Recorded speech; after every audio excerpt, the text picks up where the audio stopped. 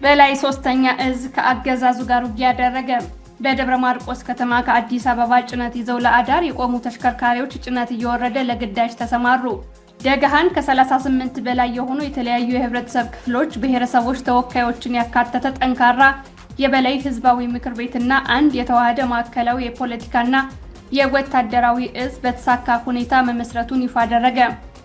እያንዳንዱን አማራ ፋኖ እንዲሆን እንሰራለን በሚል መርህ አገዛዙን ተቀላቅለው የነበሩ ሚሊሻና ፖሊሶችን ወደ ፋኖ የመመለስ ስራ እየተሰራ መሆኑ ተገለጸ። የምክክር ኮሚሽኑ ከፍተኛ ቀውስ እያስተናገደ መሆኑ ተሰማ። ከኦሮሚያ ክልል የመጡ ተመካካሪዎች አዲስ አበባ የኦሮሚያ ዋና መቀመጫ ካልተባለች አንመካከርም ማለታቸውም ተዘግቧል። ሽመልስ አብዲሳ በኦሮምኛ ቋንቋ ሰብረናል ያልነው አማራ በምክክርም በጫካም እንዳልተሰበረ እያየነው ነው ሲል የተናገረበት ድምጽ ሾልኮ ወጥቷል። ላለፉት 3 ዓመታት በወታደራዊ ግዳጅ ከፍተኛ ጀብዱ የፈጸመውና ወታደራዊ መሪ የነበረው አርበኛ ታርቆ ከበደን ጨምሮ አብረውት የነበሩት የትግል አጋሮቹ በተፈጸመባቸው ክህደት ተሰዉ። ህወሓት ከአብይ ጋር በኬንያና በመቀሌ እየተደራደረ ነው ተብሎ ሲናፈስ የቆየው ወሬ ሐሰት ነው ሲል የትግራይ ክልል ኮሚኒኬሽን አስታወቀ። ጀዋር መሐመድ በአፋብን የህዝብ ግንኙነት አርበኛ አስረስ ማረ ዙሪያ የስም ማጥፋት መፈጸሙን ተከትሎ ከፍተኛ ተቃውሞ ገጠመው። ስለተመለከታችሁን ከልብ እናመሰግናለን። ቻናላችንን ሼር፣ ላይክ እና ሰብስክራይብ ማድረግ አትርሱ። ጤናይስጥልኝ። በላይ ሶስተኛ እዝ ከአገዛዙ ጋር ውጊያ ያደረገ። ከዓለም በር ከተማ ተነስቶ ወደ ወረታ በመንቀሳቀስ ላይ በነበረው የአገዛዙ ሰራዊት ላይ አፋብን በላይ እዝ ሜጀር ጄኔራል ዋንታ ባታ አንደኛ ኮር 23ኛ ነበልባሉ ክፍለ ጦር ስር የሚገኘው ነብሮ ሁለተኛ ሻለቃ ወጄ አረጋዊ በተባለ ቦታ ጥቃት መፈጸሙ ተሰምቷል። ጥቃቱ በታቀደና በተሳካ ሁኔታ ተፈጽሟል የተባለ ሲሆን የአገዛዙ ኃይል በከፍተኛ ድንጋጤ ወደ መጣበት መመለሱን ለማወቅ ተችሏል። በደብረ ማርቆስ ከተማ ከአዲስ አበባ ጭነት ይዘው ለአዳር የቆሙ ተሽከርካሪዎች ጭነታቸው እየወረደ ለግዳጅ ተሰማሩ።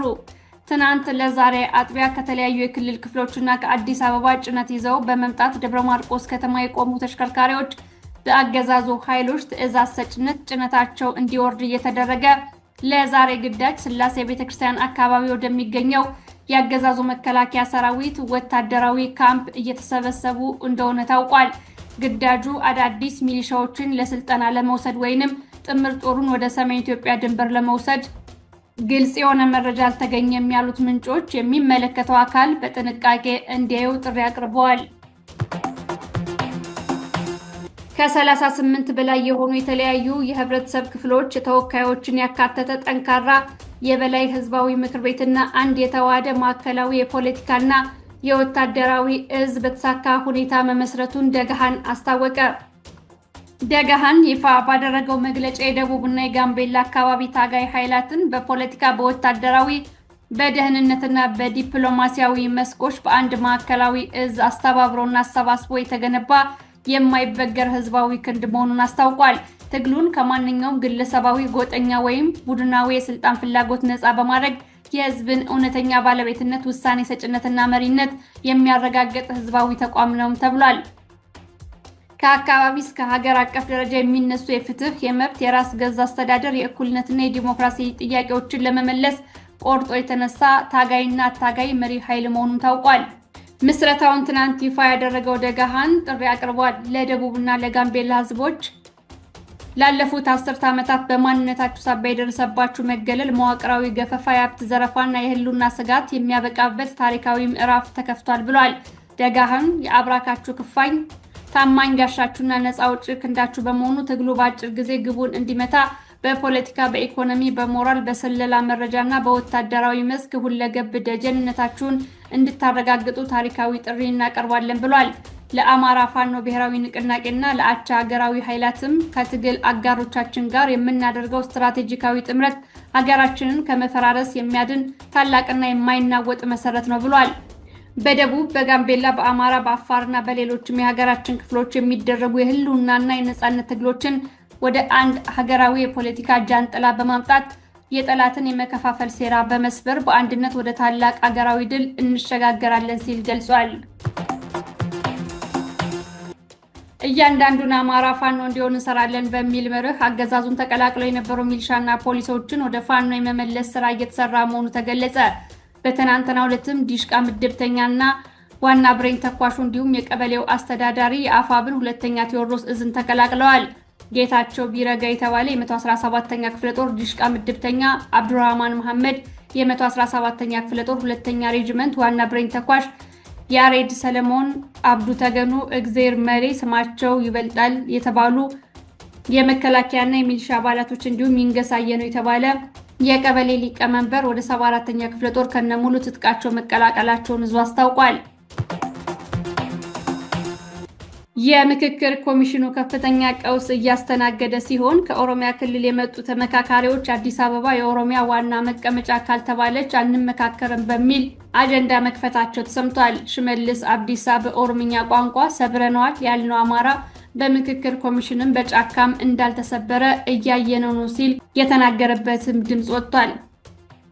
ዋዜማ በትናንትናው ዕለት በ4000 ሰዎች ጭብጨባ ሊደረግ የነበረው የምክክር ኮሚሽን ጉባኤ መጽደቅ በ300 ሰዎች ተቃውሞ መቆሙንና ወደ እሰጥ አገባ መቀየሩን ዘግቧል። ተመካካሪዎቹ በአዲስ አበባ ጉዳይ በቀረቡ ምክረ ሀሳቦች ዙሪያ ቅሬታ እንዳላቸው፣ አዲስ አበባ የኦሮሚያ ክልል መቀመጫ መሆኗን የሚያረጋግጥ ህገ መንግስታዊ ድንጋጌ አማራጭ የሌለው ምክረ ሀሳብ ሆኖ ካልተካተተ ከምክክር ሂደቱ እንደሚወጡ ለኮሚሽነሮች መናገራቸው ተሰምቷል። ኮሚሽነሮቹን ያነጋገሩት ተመካካሪዎች በአዲስ አበባ ኮንቬንሽን ማዕከል እስከ ምሽት 3 ሰዓት ድረስ እርስ በርስ ሲመካከሩ ማምሸታቸውን የገለጹት የዋዜማ ምንጮች ኮሚሽነሮቹ ደግሞ ስብሰባ ሳይካሄድ የቆየው የክልል ተወካዮች ጉባኤ ቀደም ብሎ እቅድ ባይያዝለትም ነሐሴ 14 ቀን 2018 ዓ.ም እንዲሰበሰብ ለጉባኤው አባላት መልእክት ተላልፏል።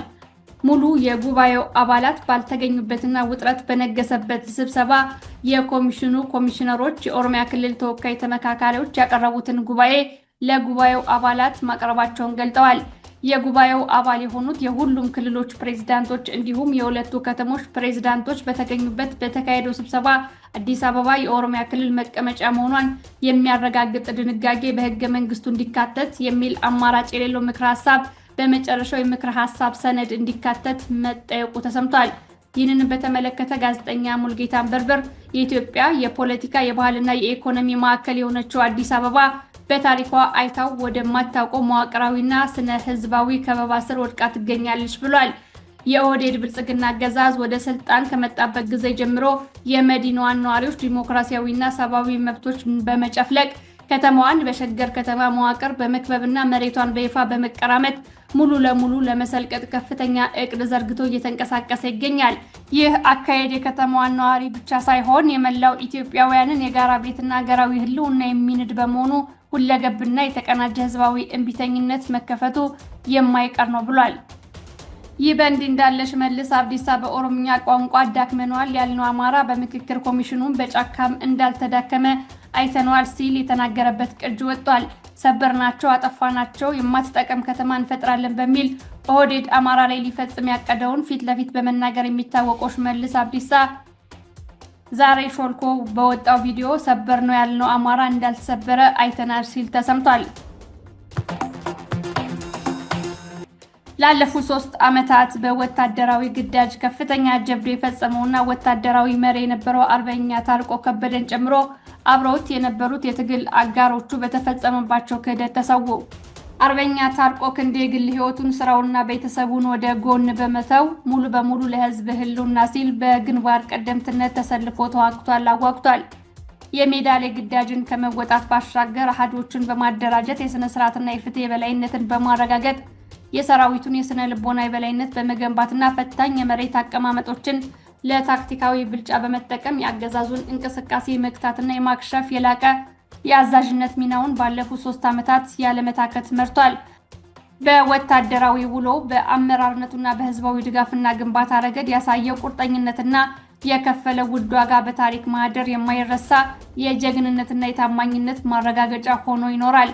በተጨማሪም በጎንደር አንድነት የአመራር ስብጥር ውስጥ የዙ ወታደራዊ ፍርድ ቤት ሰብሳቢና የኪንፋዝ በገላ ታዲዮስ ታንቱ ዋና ወታደራዊ አዛዥ በመሆን የተጣለበትን ኃላፊነትና ግዳጅ በቅንነት በልበ ሙሉነትና በአስተዋይነት በመወጣት ላይ ነበር። ይሁን እንጂ አማራን ብሎም የጎንደርን አንድነት የማይፈልጉና ለጸረ አንድነቶችና ለአገዛዙ ተላላኪ የሆኑ የትግል አረሞች ከአገዛዙ ጋር መረጃ በመለዋወጥ ልዩ ግዳጆችን በመቀበልና የመግቢያና መውጫ በሮችን በመዝጋት የባንዳነት ጥጋቸውን በማሳየት ይህንን ቅዱስ ህዝባዊ ትግል ለማደናቀፍ ተንቀሳቅሰዋል ብሏል። እዙ በሰጠው መግለጫ ባለፉት 3 ዓመታት ከአገዛዙ ጋር በሚደረግ አውደ ውጊያ ምንም አይነት ጉዳት ሳያጋጥመው ድልን ይቀናጅ የነበረው የጀግና አርበኛ ዛሬ በተላላኪዎችና ጸረ አንድነት ግለሰቦች ሴራ ምክንያት ብርቱ ዋጋ ከፍሏል ተብሏል። እዙ የአርበኛ ታርቆ ከበደና የባልደረቦቹ መስዋዕትነት ለአንድነታችን መጠናከርና ለህዝባችን ነጻነት መረጋገጥ ጉልበት ሆኖ ይቀጥላልን ብሏል። ህወሓት ከአብይ ጋር በኬንያና በመቀሌ እየተደራደረ ነው ተብሎ ሲናፈስ የቆየ ወሬ ሐሰት ነው ሲል የትግራይ ክልል ኮሚኒኬሽን አስታወቀ። የትግራይ ክልል የኮሚኒኬሽን ጉዳዮች የበላይ ኃላፊ አብርሃም ሀጎስ የኢትዮጵያ አገዛዝ በትግራይ ላይ ጦርነት ከፍቷል ብሏል። ዶክተር አብርሃም ለመገናኛ ብዙሃን በሰጠው መግለጫ የፌዴራል መንግስት ትግራይን በሰው አልባ አውሮፕላኖች እየደበደበ ነው ሲልም አስታውቋል። ኃላፊው ፌዴራል መንግስት አደረሰ ያለውን የሰው አልባ አውሮፕላን ጥቃት ጠቅሶ እንዳለው ጦርነቱ ተከፍቷል፣ ከእንግዲህ የሚቀረው ጦርነቱን ማስፋፋት ብቻ ነው ብሏል። የህወሓትን አጸፋ በተመለከተም ሁኔታውን በጥሞና ለመከታተል እየሞከርን ነው፣ ይሁንና በዚህ ሁኔታ እንቀጥልም በማለት አስጠንቅቋል። በአዲስ አበባና በመቀሌ ፖለቲከኞች መካከል ድርድር እየተደረገ ነው የሚለውን ዘገባም ዶክተር አብርሃም የኢትዮጵያ መንግስት የሚያስወራው ውሸት ነው ብሎታል። ጀዋር መሐመድ በአፋብን ህዝብ ግንኙነት አርበኛ አስረስ ማረ ዙሪያ የስም ማጥፋት መጻፉን ተከትሎ ከፍተኛ ተቃውሞ ገጠመው። ጀዋር የፋኖና የኦላ ኃይሎች ንግግር ጀምረዋል የሚለውን ዜና ከሰማ ጀምሮ ግፍ የወለደውን የወለጋ ፋኖ ስም የሚያጠፋ ተከታታይ መገናኛ ብዙሃን ዘመቻ እያደረገ ይገኛል። ትናንት በፌስቡክ ድረ-ገጹ አርበኛ አስረስ በቅርቡ ለአገዛዙ እጅ ይሰጣል ብሎ መጻፉንና የሚደረገውን ጸረ አገዛዝ ጥምረት ማጣጣሉን ተከትሎ ከፍተኛ ትችትና ተቃውሞ በገጹ አስተናግዷል። ብዙዎቹ አሁን ድሮ አይደለም ከዓላማው የሚደናቀፍ የትግል መስመር የለም ሲሉ ገልጸዋል። በምታዩት መልኩ በርካታ የትችትና የወቀሳ ሐሳቦች ተጽፈውበታል። ከቅርብ ጊዜ ወዲህ አገዛዙን በመተቸት የሚታወቀው ጀዋር በመጨረሻ ሰዓት የአገዛዙ ደጋፊ ሆኖ መገለጡ እያነጋገረ ይገኛል። በእስራኤል የስለላ ድርጅት ሞሳድ እና በኢራን ባለስልጣናት መካከል ቀጥተኛ ግንኙነት ተደርጓል የሚል ሪፖርት ወጣ። ከፍተኛ የኢራን የስለላ የደህንነትና የፖለቲካ ባለስልጣናት ሞሳድ በቴህራን ላይ ያለው ጫና ምን ያክል የሰፋ ነው የሚለው እንዳሳሰባቸው እየገለጹ ይገኛሉ። ኢራንና እስራኤል ለ12 ቀናት ጦርነት ካደረጉ በኋላ በቴህራን የደህንነት መዋቅር ውስጥ ክፍተት አለ የሚለው ህዝቡን እያነጋገረ ነው። የደህንነት ክፍተት በኢራን ከፍተኛ ውሳኔ ሰጪዎች ዘንድ ያሉ መረጃዎች ሾልከው እየወጡ መሆኑን ይጠቁማሉ። የኢራን የውጭ ጉዳይ ሚኒስትር አባስ አራጊችን ጨምሮ ሌሎችም አመራሮች ይህንን ቃል የሚጠቀሙት የአሜሪካና የእስራኤልን ደህንነት ለመግለጽ ነው። ከ12 ቀናት ጦርነት በኋላ ሞሳድ በኢራን ደህንነት መዋቅር የሚያደርገውን እንቅስቃሴ በተመለከተ አዲስ እይታ ተፈጥሯል። የኢራን የፖለቲካና የደህንነት ባለስልጣናት የሞሳድ ወኪሎች እንደደወሉላቸውና እንዳስፈራሯቸው ይፋ አድርገዋል። የኢራን መገናኛ ብዙሃን እንዳሉት እነዚህ የስልክ ጥሪዎች ዓላማቸው ባለስልጣናትን ማዋረድ፣ የእስላማዊ አብዮታዊ ዘቡን ስልጣን መገዳደርና የበላይነት ማሳየት ነው ሲል የዘገበው ቢቢሲ ነው። ስለተመለከታችሁን ከልብ እናመሰግናለን። ቻናላችንን ሼር፣ ላይክ እና ሰብስክራይብ ማድረግ አትርሱ። ጤና ይስጥልኝ።